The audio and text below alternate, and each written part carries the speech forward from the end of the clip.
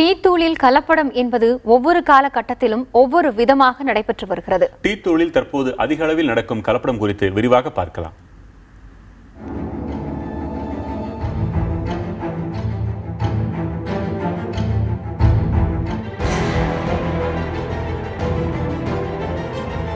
சிறிது காலத்திற்கு முன் டீ தூளில் வேறு இலைகளின் சருகுகளை கலந்து கலப்படம் செய்யப்பட்டது. இதில் அந்த இலையின் சாரும் கலந்து விடுவதால் அந்த முறையை கலப்படக்காரர்கள் தவிர்த்து விட்டதாக கூறுகிறார்கள் நுகர்வோர் அமைப்பினர். தற்போது அதிக அளவில் டீ தூளில் சாயம் கலப்பதாக அதிர்ச்சி தகவல் வெளியாகியுள்ளது. இதற்காக ஏற்கனவே பலமுறை பயன்படுத்தப்பட்டு வீசப்பட்ட பழைய டீ தூளை வாங்கி கலப்படம் செய்வதாக கூறப்படுகிறது. யூஸ் பண்ண டீ தூளையே திரும்ப டீ கடையிலேருந்து வாங்கிட்டு போவாங்க. சாயங்காலம் வாங்கிட்டு போகும்போது அந்த வெயில் காலத்தில் நல்லா வளர்த்துனாங்கன்னா டீ தூள் மாதிரியே உங்களுக்கு ஒரு பொருள் கிடச்சிருது. குறிப்பாக அதுக்கு ஒரு ஆரஞ்சு கலர் தேவை. டீ டிகாக்ஷன் என்ன நிறத்தில் இருக்கணும்னு ஒரு ப்ரௌன் கலரில் இருக்கக்கூடிய ஒரு சாயத்தை அதில் போட்டு தண்ணி தெளிச்சிட்டாங்கன்னா அந்த சாயம் அதுக்கு வந்துடும்.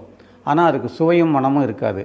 ஸோ அப்போ என்ன பண்ணுவாங்க, நல்ல டீ தூளை ஒரு 25%, 30%, 1/3 சேர்த்துட்டாங்கன்னு சொன்னால் டீ தூளினுடைய ஸ்மெல், டீ தூளினுடைய கலர் எல்லாமே கிடைக்கும்.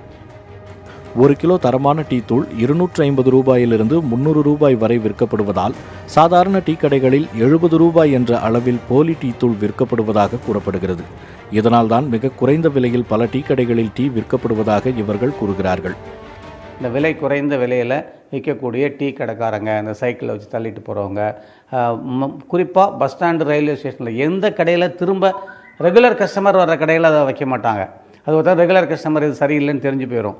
ஸோ அந்த ஃப்ளோட்டிங் பாப்புலேஷன் இருக்கக்கூடிய டீ ஸ்டால்ஸ் எங்கெங்கெல்லாம் இருக்குதோ, அது எக்ஸிபிஷனாக இருக்கட்டும், beach, railway station, bus stand, அப்புறம் அந்த மோட்டல்ஸ், ரோட் சைடில் இருக்கக்கூடிய டீ கடைகளில் பூராவுமே இது போன்ற டீ தூள், சாயம் கலந்த டீ தூளில் தயாரிக்கப்பட்ட டீ விற்பதற்கு தயாராக இருக்கிறது. இதை தொழிலாகவே செய்வதற்கு நிறைய பேர் பண்ணிகிட்டு இருக்கிறாங்க.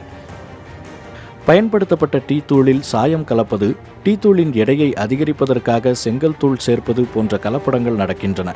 மேலும் டீ தூளுடன் நிறம் மற்றும் அடர்த்திக்காக புளியங்கொட்டை தூள் சேர்க்கப்படுகிறது. சில இடங்களில் பழைய இரும்பின் துருவும் சேர்க்கப்படுவதாக கூறப்படுகிறது. புதிய தலைமுறைக்காக செய்தியாளர் ரகுவரன்.